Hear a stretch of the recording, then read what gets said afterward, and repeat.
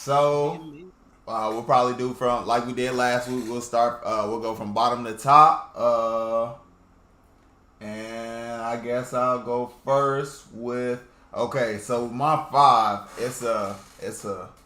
I had to like kind of put it in half. I couldn't determine one or the other, but it's for good reason though. It's for good reason. So you'll see why. So my five is Arlong and Horty. Okay, so for my number five, I have it's a like I said earlier, it's a combination. It's Arlong and Horty. I had a real hard time differentiating the two just because they kind of come from essentially the background. Arlong is the first version, and you can consider Horty the 2.0. I just really liked. I really understood their motivations, if that makes sense. I really liked.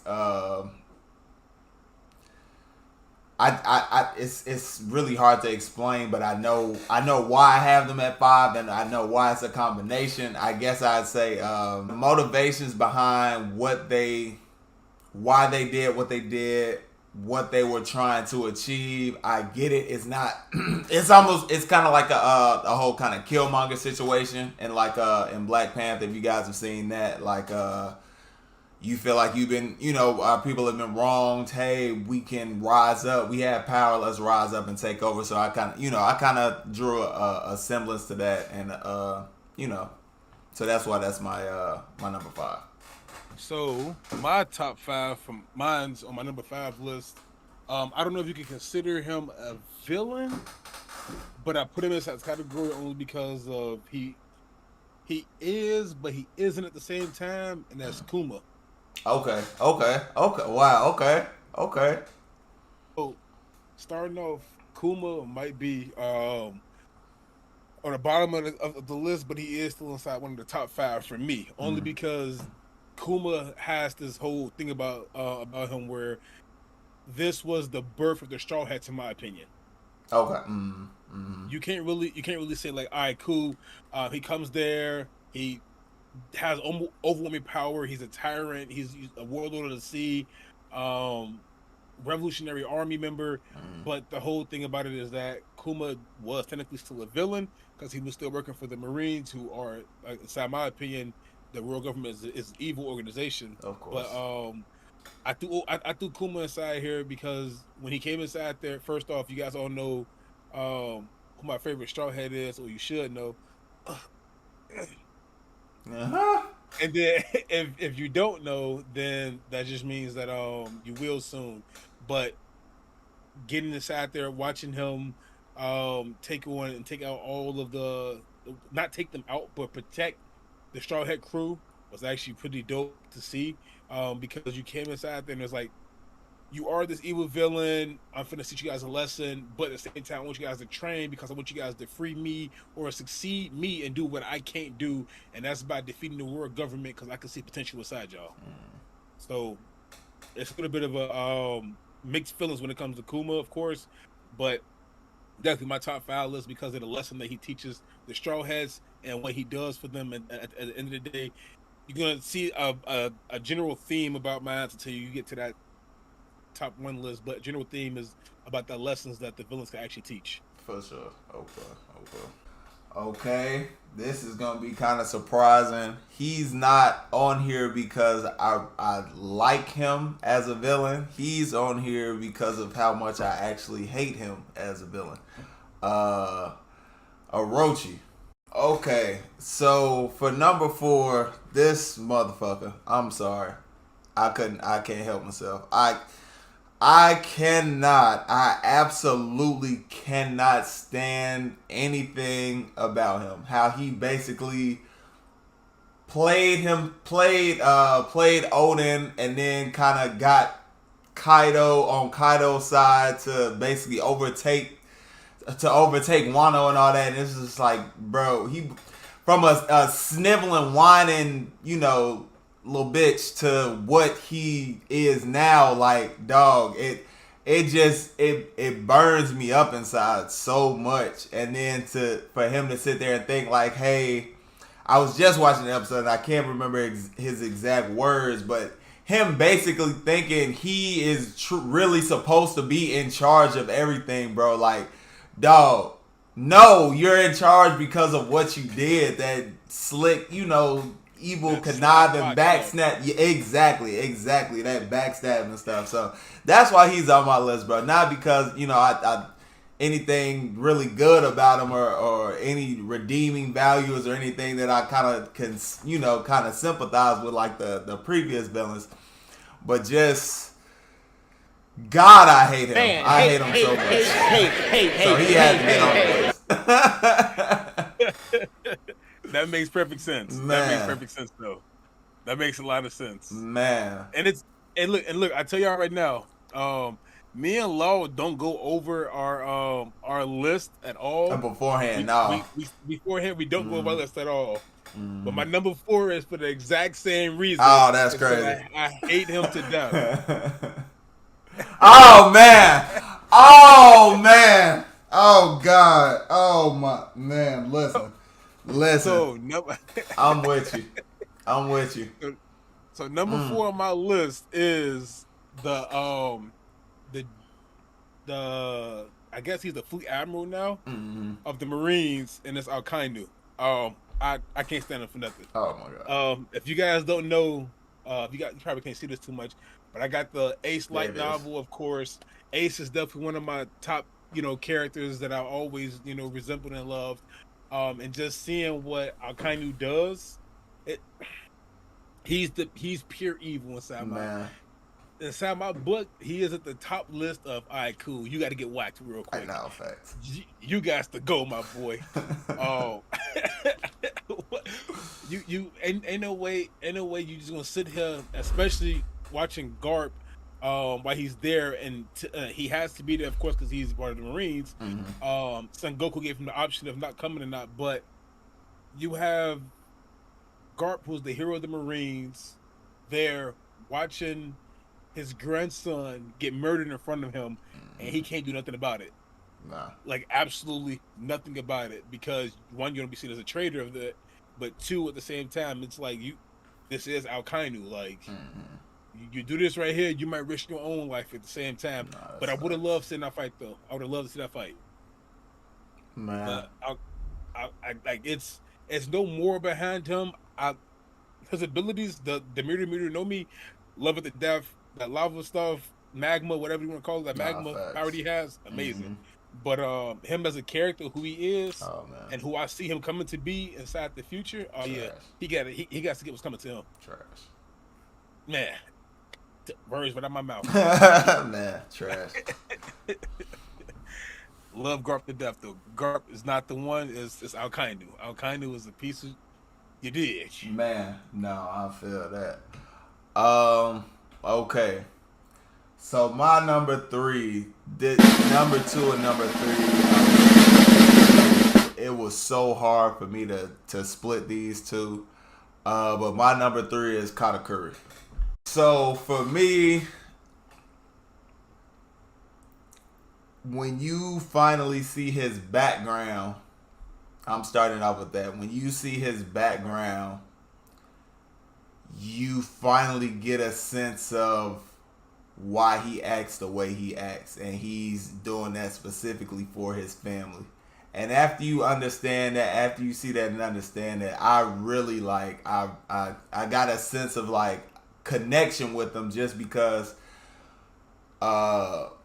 if you don't know, if you haven't seen the episode or the couple of episodes, basically here it is, like literally right now, what's going on as I'm speaking, which is crazy. It's his sister gets attacked because he's like strong and whatnot, so he does basically whatever he wants. His sister gets attacked, and then he realizes she got attacked because of his actions, so he realizes like, hey, my actions have consequences, not only for myself but for the people that I care about. So I really respected him in that sense, and his whole fight with Luffy, absolutely hands down, one of the best fights that I've seen in the series. his power with the mochi mochi fruit. Oh man, just basically, and his observation. Oh man, being able to basically like see into the future and everything is just he was like that for me, man. That's my number three. I'm fucking with that. I'm messing with that a lot. And again, we don't talk about stuff. So, Oh man. but he is not my number three though. My Okay. number three, I think with us, we might have a changeable around at the 1, 2, 3 position. Uh. One of them may be definitely not on either one of those radar though. Okay. Said, oh, we gonna see. Oh. Come on, number three Yep. is Yep. my number three is the man beast, the king of beasts himself, the one who sits at the throne on top of everything, and it's Kaido. I put him at number three only because it's interchangeable between what I have on this list. He's only number three because we haven't got to the animation part yet of what I know. Imagination. So those spoiler Facts, alerts. facts. But I do know what's happening. Nah, right. But I put Kaido in as number three because up to right now, like we've seen his ridiculous power he has, and just from the Wano arc itself, you see how much training he's actually putting Luffy through. But as you can see, like Kaido is a freak of nature. Like looking at the flashback, him versus Odin, amazing fight that we got to see and witness from that. Animation was great, fantastic with it. And then just knowing that like he was part of Rox D. Zebek's pirate crew along with Big Mom is like, man, like Rox D. Zebek, I still think is alive. Don't keep me, I'll make my own theory about this later on, but I still think he's alive to this point. But just watching Kaido and just how powerful he really is, I can tell he's going to be a force of nature if he's not dealt with. And inside my book, watching just how Kainu is, how Kaido is going to be a lovely animation arc coming out real soon. I cannot wait to see. Oh, trust me, we know it's coming, bro. We can. Like, look, We can see it.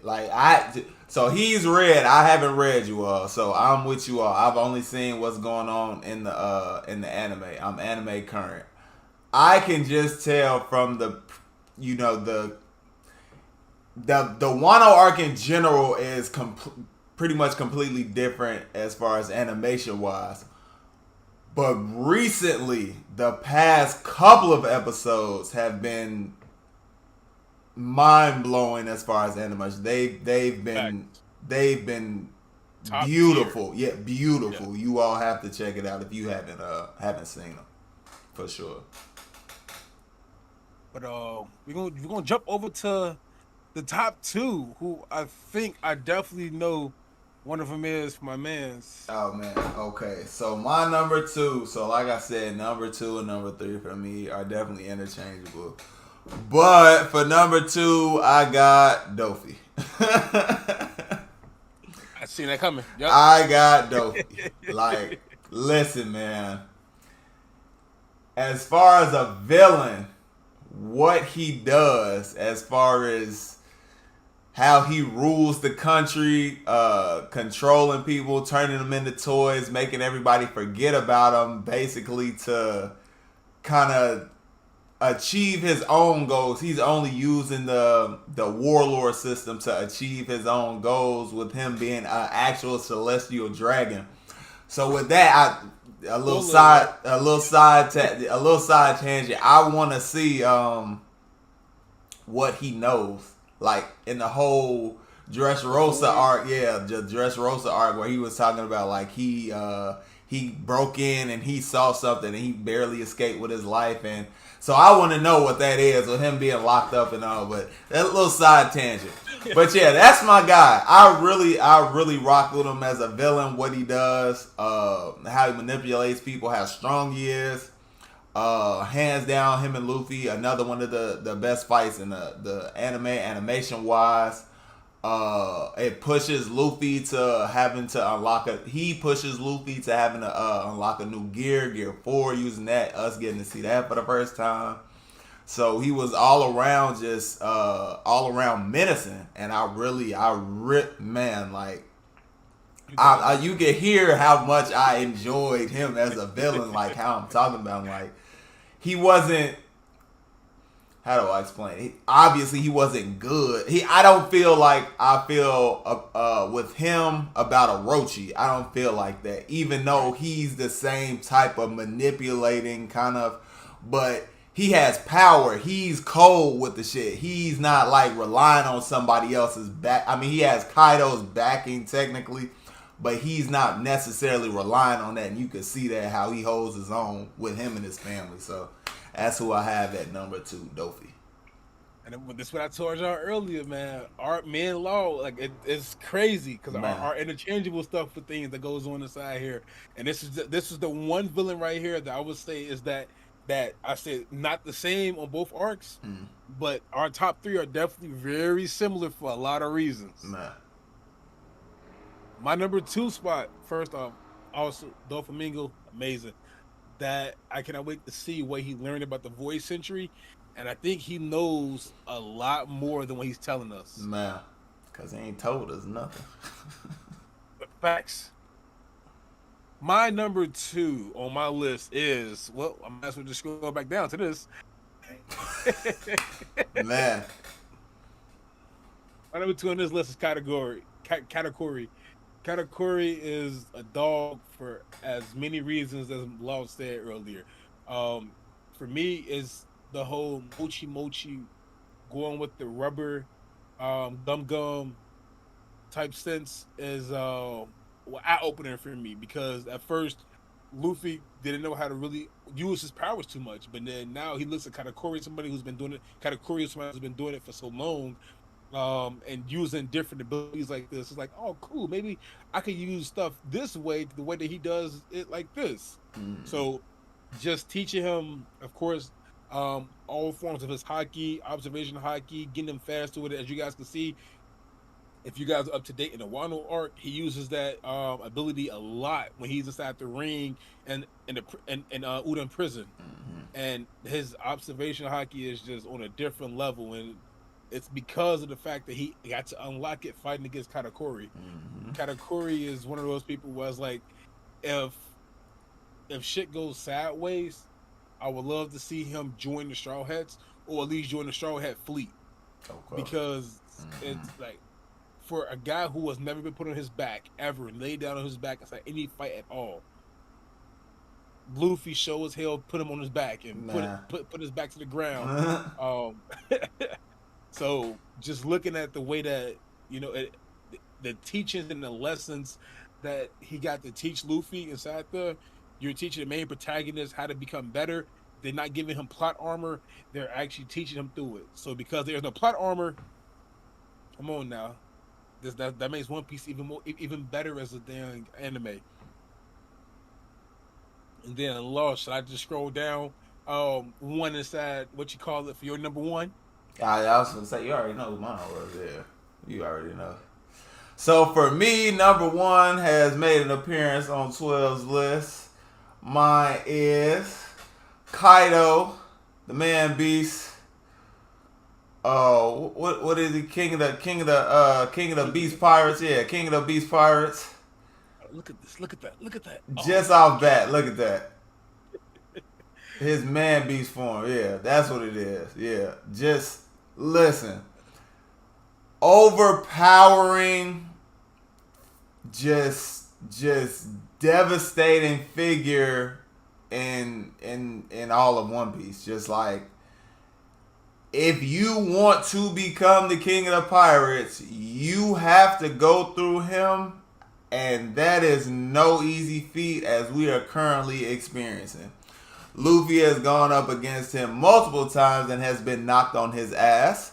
And it looks like he's finally getting the upper hand in the fight, as we can see in the clip going on in the background.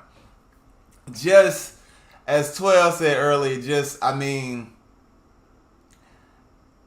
it's hard to put into words because you have to see it. Just the pure tenacity, just my God, he is he's a beast. I mean that's really all Pun I intended. can. I mean, man, like that's really all I can come to the conclusion of. It's taking so much out of all of these different pirates, not just the Straw Hats, but as we've seen, all of these other pirates in the worst generation, as well as the samurai. Just it's it.